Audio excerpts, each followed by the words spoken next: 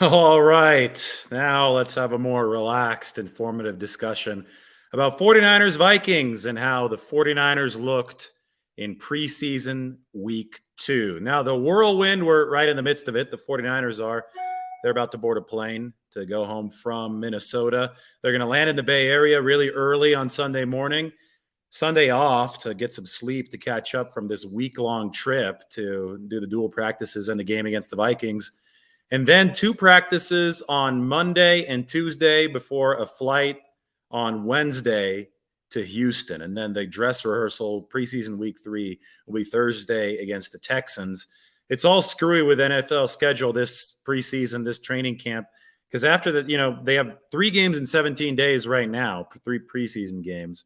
And then they're not going to have anything for 17 days in between Houston week 3 and the season opener, September 11th at Chicago. So this is unusual because even last season, now we have that prolonged bye right over Labor Day weekend.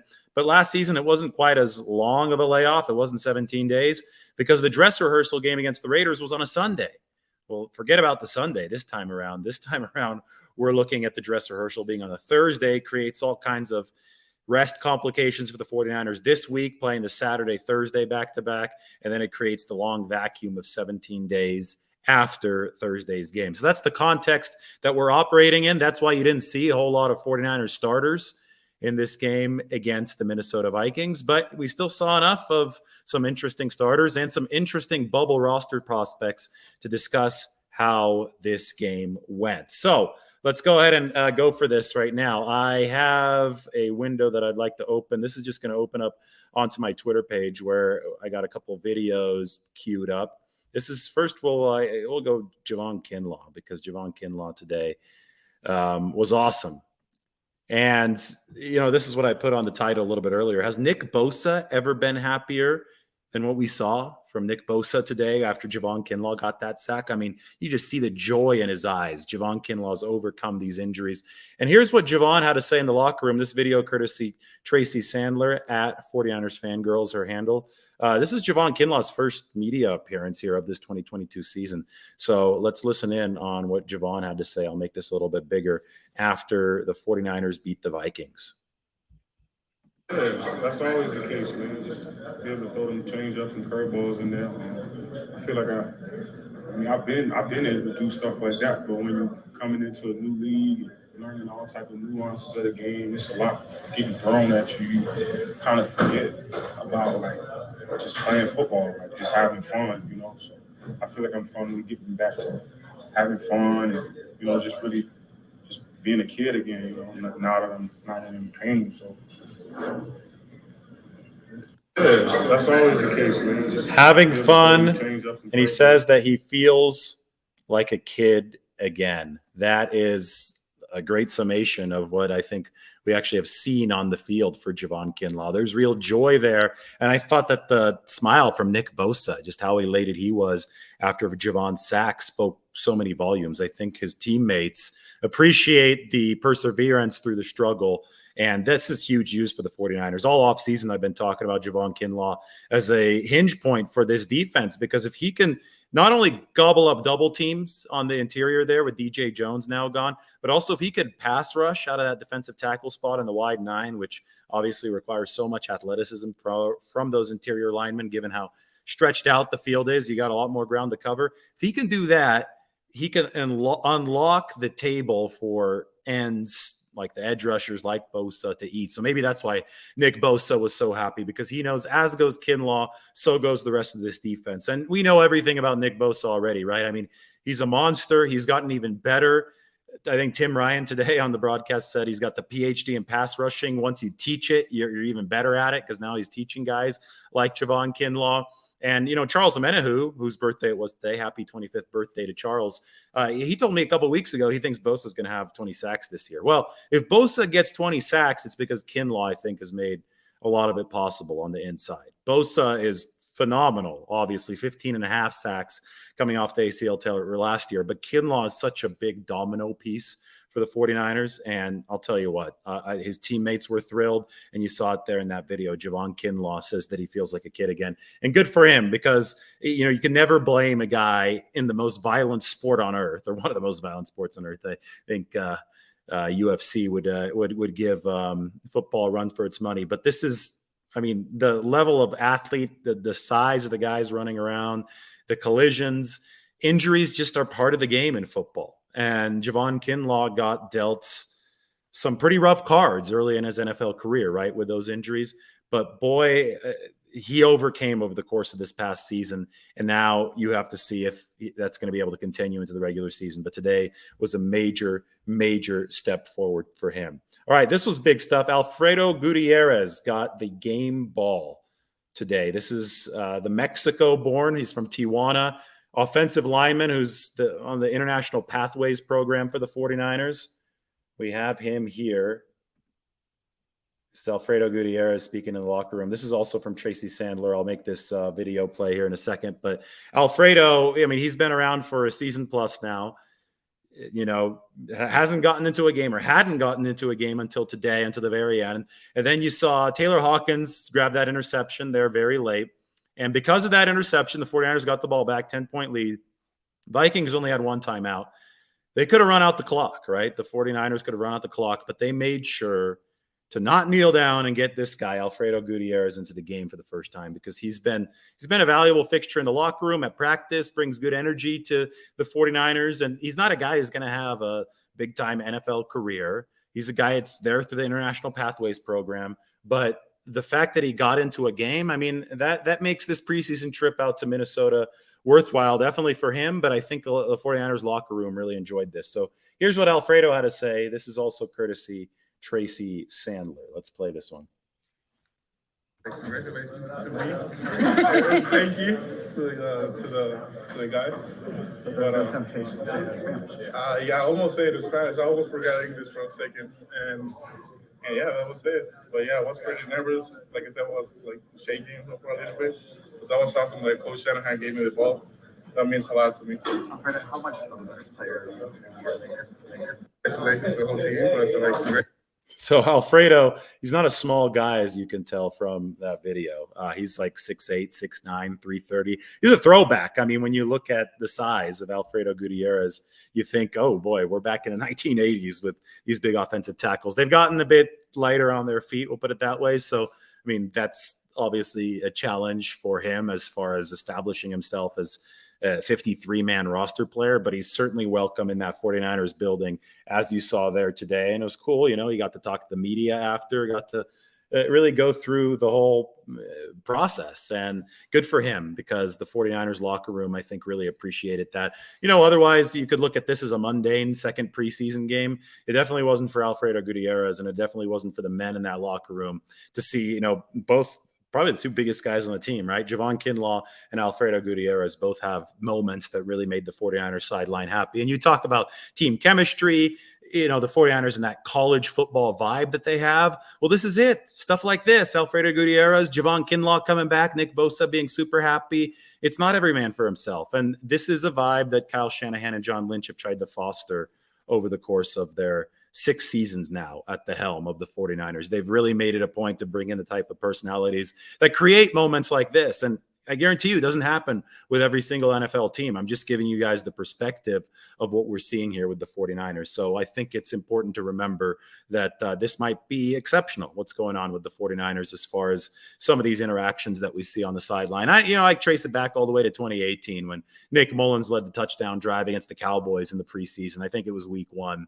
And, I just can't help but remember how jazzed up that locker room was. They hadn't won anything yet. It was 2018. They're coming off the 5-game win streak with Jimmy Garoppolo in 2017, right, to end the season. They were about to be in another losing season because Jimmy would tear his ACL. They're still a year away from the Super Bowl run, but they were still bouncing in that locker room in the preseason. And I was like, I was still fairly new to covering the NFL then, but I was like, this is unusual, because I know the preseason is supposed to be like super low energy, but they've been able to, through the support for these lower end of the roster guys, I think the 49ers have created, a sense of camaraderie even before the actual games count. And You can't tell me that doesn't mean nothing, right? That's going to be something that I think the 49ers can lean on once they hit this marathon of a 17-game regular season. All right, let me see what else I have here for you as far as some of the videos. Oh, here, we got to take a look at Alfredo Gutierrez. The 49ers posted this one on their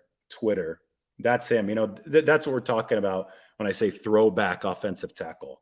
I mean, 6'8", 6'9", 330. Look at Danny Gray next to him right there. See, all these guys much smaller than Alfredo Gutierrez. So good stuff there. That is on the 49ers Twitter. A couple others okay, cool. Yeah, we could take a look at Drake Jackson here. Who said that Drake Jackson doesn't have a quick twitch? Steph Sanchez got this video from TV Today. And we could just take a quick look at the 49ers rookie edge rusher. Here we go. Circled him there at the snap. Going to be rushing Kellen Mond. That's Obi Edo, who just blew past on that first rep. This is 2 straight Drake Jackson plays early on. And, okay, the Vikings tried to block him with a tight end here. So, okay, first we see Drake Jackson working against a left tackle, 74. Fair enough, right? Just bowls his way. See the excellent bend from Drake Jackson. That's what we've been talking about ever since the 49ers drafted him out of USC. It's a good pressure from the edge. All right, so he's already beaten a tackle. Now the Vikings, they tried to do this against Bosa throughout the week. They tried to block Nick Bosa with a tight end a few times, and it didn't end up working. Teams successfully blocked a guy like Solomon Thomas with tight ends occasionally. Back when Solomon Thomas came out of the draft, a very high pick for the 49ers in 2017. And that was an issue. Once you can neutralize another team's edge rusher with a tight end, that opens things up schematically. Well, the Minnesota Vikings tried to do this with Drake Jackson, and he said, no, this is not going to work. Look at 81. Half-heartedly try to get the Drake Jackson. Didn't work. Jackson with the big run stop. So that in and of itself, to me, I see that as a win for the 49ers. Drake Jackson basically telling opposing tight ends they have no shot to block him. That's important.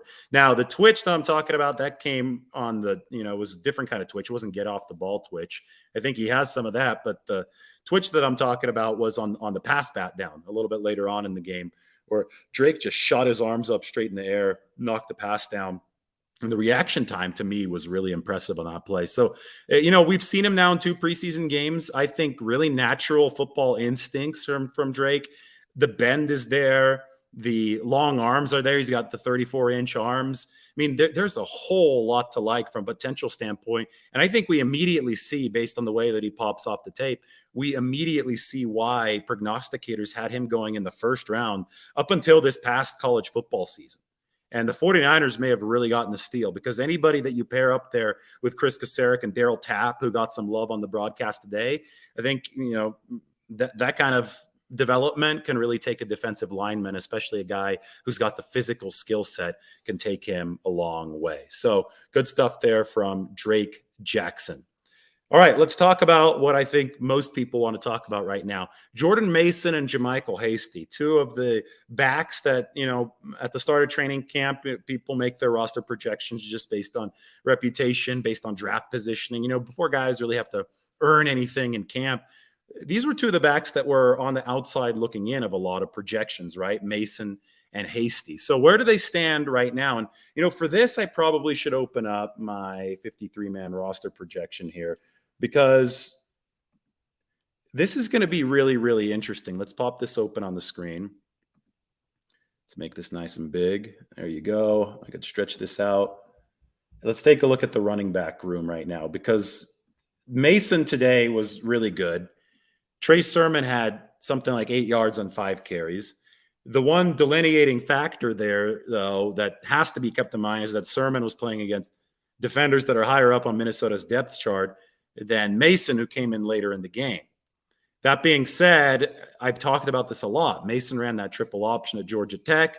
Mason looks comfortable hitting the outside holes. And Trey Sermon today, I thought he was a little hesitant on one opportunity. It didn't seem like he had all too many opportunities. It seemed like Mason had more room to run. But in the limited action that we've seen Trey Sermon have, he hasn't had a lot of opportunities. And even if he has had some, he obviously hasn't really taken advantage of them. because he only has those 8 yards on 5 carries, at least from today. And the line was pretty similar in that first game last week against the Packers. So anyway, how do we make sense of this? Well, here's the running back room. I'll zoom in on this a little bit. I'll highlight it as well. Obviously, Mitchell's going to make the team. He has a hamstring strain. They're expecting him back in time for week 1. Jeff Wilson sat today. So Jeff Wilson's on the inside looking in at that 53-man roster. I think the 49ers are really happy they have a veteran there who's now over a year removed from the meniscus tear. And then we saw Ty Davis-Price today, and I guess, we should, talk about this. Ty Davis-Price and running downhill. I'll get back to the roster in a second. That first carry wasn't good from Ty Davis-Price. The first 4th down carry, I guess I should say. Had the crease inside. At 220, you are a truck. Watch Ty Davis-Price at LSU. He's a downhill running truck. Yeah, he's got moves, but in college, those moves, that cutesy stuff, that can work. In the NFL, you have to play to your comparative advantage. And with downsizing defenses around the league, 220 pounds of a lot of muscle for Ty Davis-Price, that's his comparative advantage. He needs to find the hole, hit it, and then he needs to bull his way through. So that first dancing failed 4th down carry, that wasn't it. And that was a little concerning to me. But boy, he bounced back. I mean, he started to, lay some wood there a little bit later on. So I think the Ty Davis-Price really showed us what the physicality that attracted the 49ers was on that LSU tape tonight. And now that I could, I've talked about that, we can go back to the roster. He's firmly on the inside of this 53-man projection. The thing about Sermon, he's not popular on social media right now because people don't like the fact that he didn't break any big runs there. He looked a little hesitant going on the outside, but still 3rd-round pick, right, from last year. It would be a shock if Sermon didn't make this roster. And I think that he pairs most with Trey Lance in there. And Shanahan wasn't displeased last week with Sermon's performance when Lance was in there, but he's been starting these games, and he hobbled off with that ankle injury or foot injury, whatever it was. It looked like he was a bit hobbled from practice the other day on Thursday. So I wonder how close to 100% Sermon was today. And then I wonder, how much of what Sermon is going to do for the 49ers, how much of it is going to be tied to this guy, Trey Lance, inside zone, read option kind of stuff. And so for that reason, it's still just really, really hard to see Shanahan using one preseason game with like 8 carries to make a major pivot off of Trey Sermon. Last year, we saw Sermon obviously active in camp, but then it was Elijah Mitchell who took over the lion's share of the load. Will Jordan Mason make a Mitchell-like move this season? Well, I mean, both Mason wasn't even a pick. He was an undrafted free agent. Mitchell was a 6th rounder. Mason ran really, really well on Saturday. So I am curious because there's another guy in the logjam, and that's JaMycal Hasty. And I thought Hasty ran well this other day. And, if Hasty's got that veteran's experience, that's going to be popular. That's going to be an advantage for him in the 49ers coaching room. So you have essentially a glut right now at the running back position that is not a bad thing. And lo and behold, we still have several days of this to go, right? We still have 3 weeks of this to go before September 11th, about 10 days to go before roster cuts. So we're going to find out health situations, Elijah Mitchell, maybe even something with Trey Sermon, and we'll see what the 49ers want to do. But I would emphasize that in Mason, they've got 220. In Ty Davis-Price, they have 220. In Jeff Wilson, they have 215. In Elijah Mitchell, they got like 211, 212. In Trey Sermon, they got about 215. They've got a bunch of big backs and then a smaller like ball of muscle in JaMycal Hasty. And JaMycal Hasty, speaking of comparative advantages, he might just bring a little bit different skill set to the table for the 49ers that they may want to keep on that 53-man roster. Remember that last year, the battle for that final running back spot was between JaMycal Hasty and Wayne Gallman. Hasty ended up winning the battle, but the 49ers ended up wishing that they could have carried more depth because Raheem Mostert got hurt on the second run of the season at Detroit. So the 49ers, their history says that this position is going to get dinged. I think you try to stash as many of these guys on either the 53 or the practice squad so you have enough depth there so you don't have to turn to Deebo Samuel as often because, Deebo's amazing, but you want to keep Deebo as fresh as possible as this season moves along. All right, earlier I talked about Jason Poe, the Lord of Leverage. And for that, I got to bring open the depth chart again. We're just going to kind of go through this depth chart and talk about the different performances today. But with Poe, he's right here, outside looking in. I have it highlighted over here on the right. But there's a chance, because I have 5. There's a chance the 49ers carry 9 offensive linemen, not just 8. On my projection, as you can see, I currently only have 8. Who will that 9th be? Well, people in the past were talking about Justin School as one of the 9, but School has not been good in camp and preseason. Gave up the sack today. He's been on the ground a lot, coming off the ACL. I don't think you could justify, given what we've seen so far, a 53-man roster spot for Justin School. So you think about this in terms of what do the 49ers need? Well, they obviously have their starting left tackle, their starting right tackle, but their starting right tackle is currently hurt, and Mike McGlinchey. And, the swing tackle that was behind him at the start of camp, Jalen Moore, is also currently hurt. So Colton McKivitz is the favorite to, be on this roster as a swing tackle spot. Like, he didn't even suit up today. So we'll see McKivitz. But then the question is, can the 49ers afford to have that final number 9 spot be a guard, a developmental guy like Jason Poe? Can they afford to have 9 here? And, the thing with me is that Brunskill, who's also hurt right now, if Brendel wins center, remember what Brunskill did in 2019. In 2019, Daniel Brunskill played tackle for the 49ers, both left and right, and he did so at a high level for the 49ers in 2019. So I think that you have, you talk about O-line adaptability. All 3 backups here, McKivitz, Brunskill, and Moore, can play multiple positions, but Brunskill especially can. And since he's already been the swing tackle, theoretically, the 49ers would have room to carry kind of a project on the 53-man roster. Now, the thing about Poe is, would another team poach him, being the shortest lineman in NFL? It's tough to tell.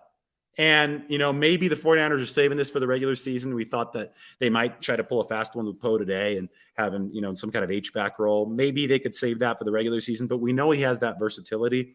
I just think that given the low leverage, that's why I called him the Lord of Leverage, given the fact that he could just be a missile in this offense. He could be something really special for an offense that, as a specialty weapon, for an offense that loves to, stretch its blockers, stretch the formation with outside zone, move everybody around.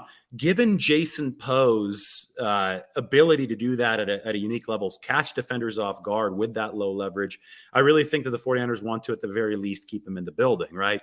The question is, how can they potentially fit him on that 53-man roster? And you could see here, if they do fit him as one of the 9, well, then all of a sudden you have 54 down here. So you're going to have to make a tough cut elsewhere. But I'll tell you what, intriguing decisions coming up. In the second half today, we saw Nick Zakelj play.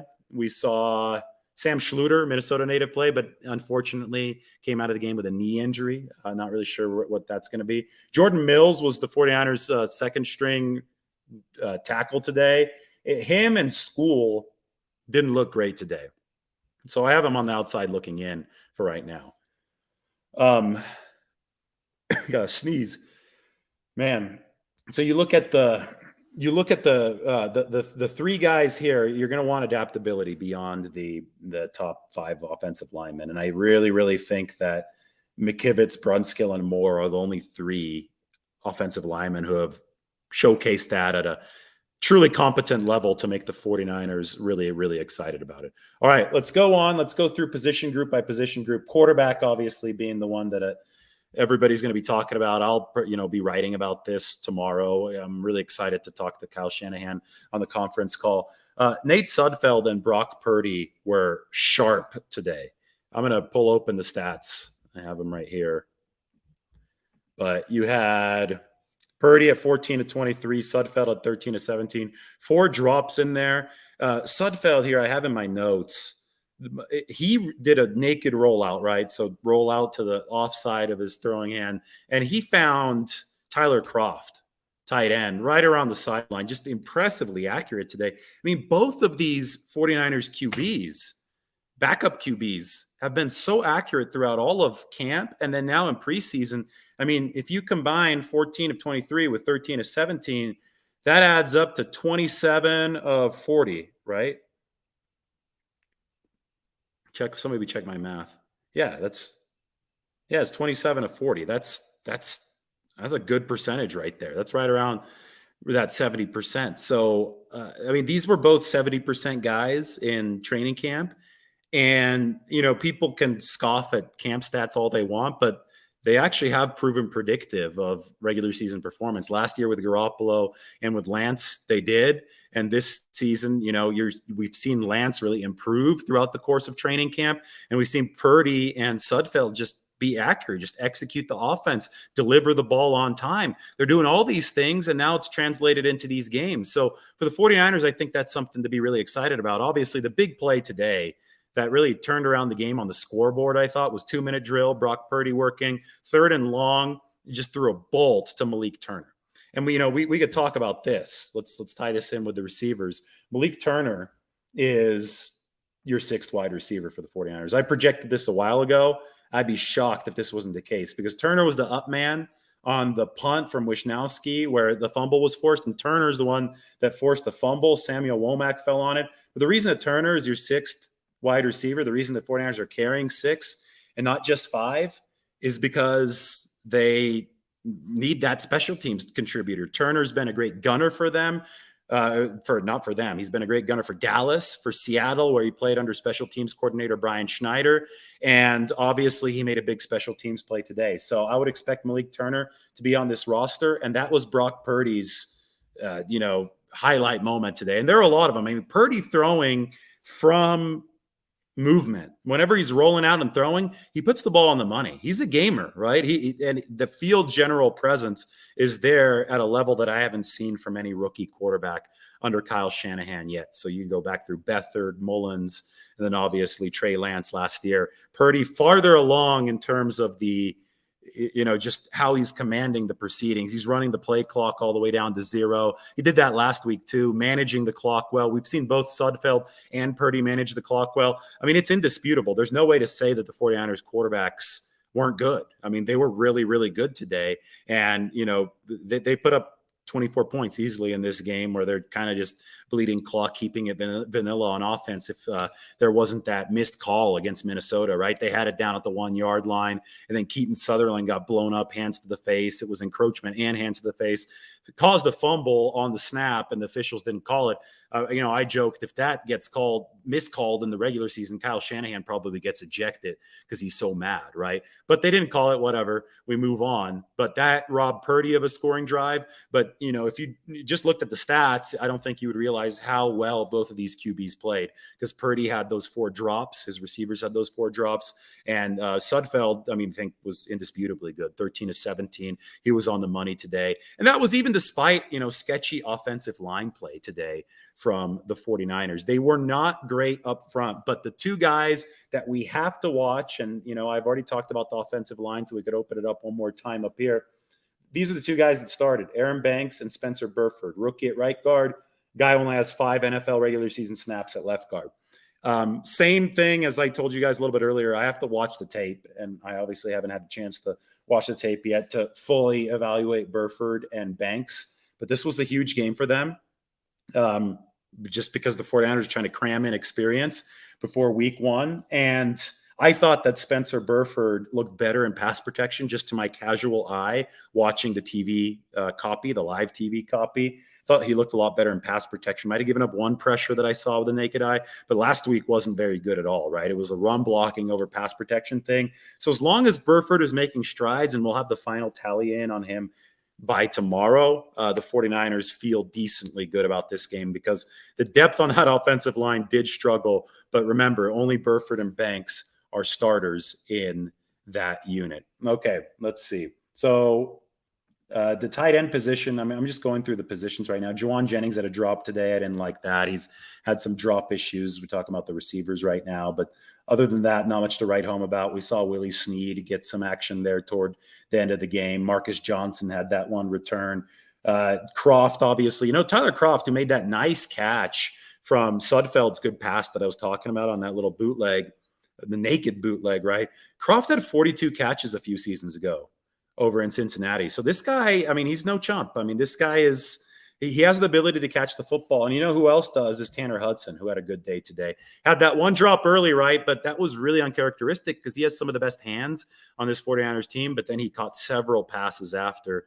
Looking here through Hudson led the team. Yeah. 5 catches, 43 yards. Dwelly, 3 catches, 38. Malik Turner, I'm talking about 2 for 26. Willie Snead, 3 for 25. Danny Gray scored the touchdown, 2-point conversion, did the little dance there. The Justin Jefferson dance, right? 2 for 24. Croft, that 1 for 19. Man, they really spread the ball out. Marcus Johnson, 2 for 19. Troy Fumagalli,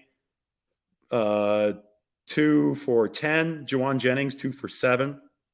Tay Martin, 2 for 7. Ty Davis Price, 1 for 6. Trey Sermon, 1 for 4. And JaMycal Hasty, 1 for 2. Another bad part of Trey Sermon's outing was that drop that he had on that 3rd down, just kind of clanged off his hands. Was that 4th down? It was. I know Jennings and Sermon had back-to-back drops that wasn't good early in the game, hurt their quarterback. I believe it was Sudfeld on that one, right? Or was that Purdy? Can't remember because Shanahan was alternating them, but drops did hurt the 49ers today, something that those players in particular need to clean up. All right, so that covers the offense. How about the defensive line? You know, really, really impresses me time in, time out last week, Kemoko Trey. Kemoko Trey is doing yeoman's work. He's playing a lot of snaps. He's going to make the team. But they obviously want to sit guys like Bosa and Ebukam and Eric Armstead. So Trey is a veteran, had 5.5 sacks last year.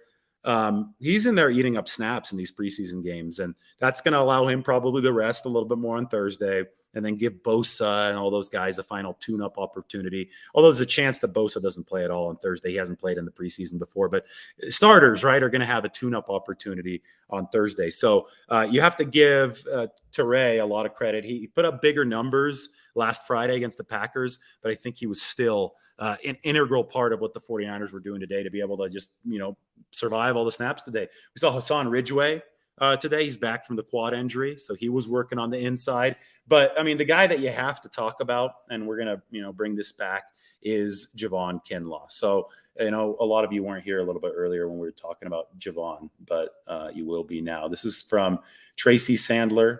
We're going to make this nice and big up on the screen. That's always And we'll see Javon Kinlaw says that he feels like a kid again back in the 49ers locker room. Let's take a look. That's always the case, man. Just be able to throw them change-ups and curveballs in there.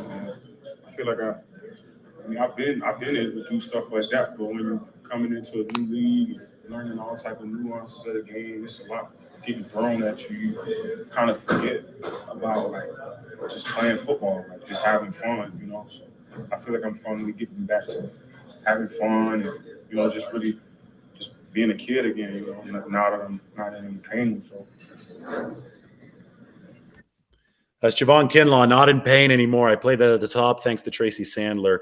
Follow her on everywhere, Twitter, Instagram, 49ers fangirl. She was out there in the locker room, got that video from Javon Kinlaw. So, I mean, we look at the defensive line for the 49ers. Let's pop open the roster once more. This is it. Kinlaw, obviously a starter. You're going to see Armstead this week. You're going to see Ebukam this week. Bosa in practice. I mean, he had 5 sacks, 6 sacks, and a couple periods of practice the other day. I mean, he may be on his way to 20 this year. Amenahu was his birthday today. He looked good.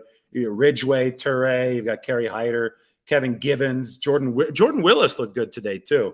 Had a couple pressures there early on, and I already talked about Drake Jackson. So I think they take 11. I really do on that defensive line. If you don't take one of these guys, is Hyder the one on the outside looking in? I mean, that would be something, right? Hyder led the 49ers in sacks with 8.5 2 years ago. If he doesn't make the team, I think he's going to make the team. I'm just saying, like, if you're going to have to cut somebody really good if you only are going to carry 10 linemen on the 53. And there are no obvious candidates to cut, which just shows you how deep the 49ers are at that position. Linebacker, Oren Burks. Here, I'm going to put this up as a little banner. Didn't write this a little bit earlier. Oren Burks is a solid 4th linebacker. That's what we're going to put up on the screen. He made 7 tackles, led the team today. He just seems so sure-handed, obviously a technician on special teams. And Demetrius Flanagan-Foles had 3 stops. I think he maintains his lead over these 3 guys, Gemmel, McCrary Ball, and Olubi for the 5th linebacker spot. I think McCrary Ball probably is the one pushing him the most for that. But Flanagan-Foles is just – they love his special teams prowess, right? And I think he's been hitting hard in practice, and as long as he continues delivering at the consistent level that he has in training camp, and he does it on special teams in these preseason games, he'll hold off these guys. These guys will have their time, the 3 rookies, the undrafted guys. But right now, McCrary Ball, right now, Flanagan Fowles is in that driver's seat. It seems like there's a lot of hyphenated names in the linebacker room. Alshire, Flanagan Falls, and McCrary Ball. But Oren Burks, I'm talking about, the 49ers linebacking crew is so deep and impressive this year because it goes beyond the big 3 at the top, right? Warner, Greenlaw, Alshire, that's all great, but you're going to need a guy to fill in. Greenlaw only played 2 games last year. So in all likelihood, you're going to need a body there to at least spot start for you. And I think Oren Burks gives the 49ers a lot of confidence at that linebacker position. All right. Did I have something for Samuel Womack? Yep. It was a good start to shark blitzes for Samuel Womack. 2 shark blitzes. Remember the old K1 blitz, blitzing out of the nickel. And they both generated pressure. One of them generated the pick to George Odom. And that's going to be, that's a stat that I have to show you guys right now. I put this one up on my Twitter. Let me get this open. This might be the stat of training camp / preseason so far for the 49ers. Let's take a look at this. Just want to make this big on the screen. 49ers season interception total. So I'm doing camp plus preseason plus season. So cumulative. Last year, they had 23 picks through the entire thing, through camp, preseason, and the season. I'm not counting the playoffs. This year, they have already surpassed that. They have 24 picks through camp and preseason with still 1 preseason game to go, and none of the regular season having been played. So, Jimmy Ward's joking that the 49ers should make Pick City t-shirts. Well, this is what he means. They have 24 interceptions already, and we still have at least 18 games to go, regular season plus this next one against the Texans. So interceptions are coming in droves for the 49ers, and one of them was, really coaxed by that Samuel Womack nickel blitz, the shark blitz that got the Vikings off on the bad foot, right? And boom came George Odom, and he was able to notch that interception. So that's something to really keep an eye out on this year for the 49ers. All right, I'm going back to the roster. We're going to go through the secondary before we wrap this sucker up. So we didn't see Charvarius Ward, didn't see Mosley, did see Samuel Womack. Jimmy Ward, obviously, we're going to wait for him and Hufanga to get back. Diamado Lenore, some nice coverage today. There's a reason why the 49ers let Darqueze Dennard go when they did, because Quantrez Knight, Diamado Lenore, and Sam Womack are all stepping up as solid physical options at that nickel position. I thought Tarvarius Moore looked good today. He was flying downfield. Remember, he's coming off an Achilles. You might expect some rust here, but I think the further that Tarvarius Moore lines up from the line of scrimmage, the better he is. He got beat by Romeo Doubs on that touchdown against Green Bay when he was playing that man coverage up close to the line last week, and I get it. But I think, they tried to play Tarvarius as a corner when he first came in out of Southern Miss in 2018. Didn't work out. Tarvarius has always been a turf-eating safety, an elite athletic trait guy, 4'3", takes up all that space, right, with his speed. Play him off the line of scrimmage. He's got to be that deeper safety. I thought that he made some good plays from that role today because he could come down and be physical. But when he's starting near the line, more of that man coverage near the line, I don't think that's Tarvarius Moore's strength. So I think the 49ers positioned him a little bit more advantageously today. Didn't hear as much from a guy like Quantrez today. We did hear from Taylor Hawkins, that first pick, and then Kadar Hallman was in and out of the game. Ken Crawley as well, number 14, took Leon O'Neal's jersey. No real developments, though, on the secondary front, besides the fact that Samuel Womack did hit on a shark blitz, and I think that's a big, big deal for the 49ers. All right, guys, how's everybody doing tonight? I just wanted to run through everything I saw in this game. Yeah, everybody's complaining about Sermon, but he seems like the punching bag after this game. Jordan Mason was great, but guys, these are all important opportunities for running backs to show out. But Kyle Shanahan is not going to go off of the whims of Twitter just because Trey Sermon didn't have as much room to run and because he was a little hesitant running outside. He had that drop right over the middle. There's a larger body of work that's going to be considered here. And I would encourage you to remember that there's just going to be a larger position group consideration taken here. where the 49ers want to keep all of these guys inside the building because there's so many injuries. Will they be able to keep all of them inside the building? Maybe not, but maybe some injury situations between now and August 30th, which is cut down day, will let them do that. So there's no reason to just sit here bashing Trey Sermon because of, his performance in a preseason game with only 2 offensive linemen. It's 2 starting offensive linemen. It's a little counterproductive. We should probably instead talk about Jordan Mason and how natural he looks, and talk about maybe Jordan Mason gets some, bigger run on Thursday. First team run, maybe mix him in with that first team offensive line so he can play against the Texans first team defense. And then you'll see what Jordan Mason can do. I think that might be a good way to play Thursday for the 49ers so you could see the running backs in their individual circumstances, because Jordan Mason was playing against different defenders today than Trey Sermon. That's as simple as it is. So punching bag stuff after week 2 of the preseason just doesn't make any sense. I know a lot of people want to find something to react to, but sorry, it's just not going to work that way in the 49ers building. So I think we'll see and learn more on Thursday. All right, guys. I'm going to look through a few questions just to see what the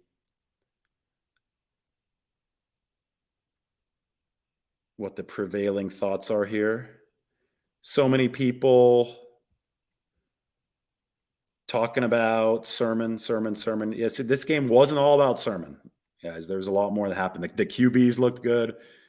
The 49ers will evaluate how they have to evaluate, and we'll see where Sermon ends up. But there's still a dress rehearsal to go here before training camp ends. It is Omenahu's birthday today, 25th birthday, just as I read through some of these things. Somebody said 0 pressure up the middle. I guess you missed Kinlaw's sack, which was pressure up the middle. Then his pressure right away. I mean, Kinlaw was just too good for the Vikings' second string offensive line today. But learning how to trust the knee again is Javon Kinlaw.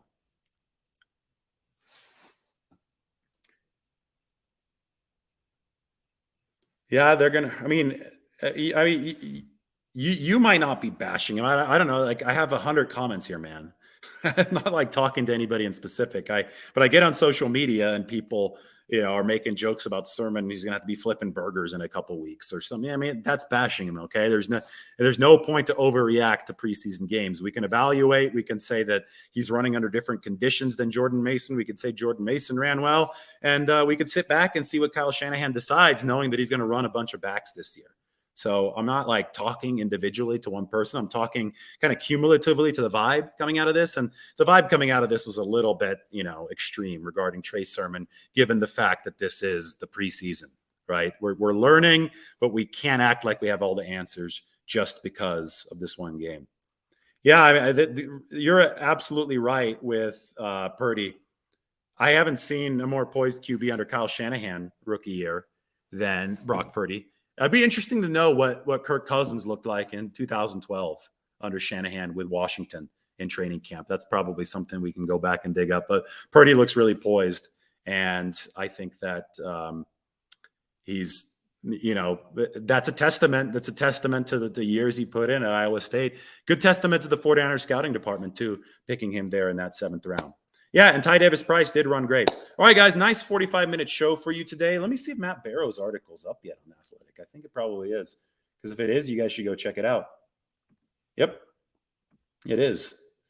I'll be writing a big one tomorrow, but here's Matt's. Let's get this one up on the screen.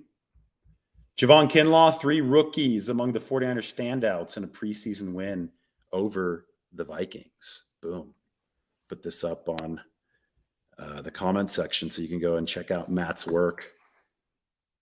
Good piece from Matt, and more coming tomorrow. So make sure you do that. Subscribe to The Athletic, subscribe to this channel. Welcome to our 22 49ers coverage. Everybody, thank you for joining. It was a fun week 2 of the preseason. We're going to have to get rolling, right away tomorrow. Week 3 of the preseason's here. 49ers play next on Thursday. So do whatever you need to. We'll talk to you all soon. Thanks for joining tonight, guys. Talk soon.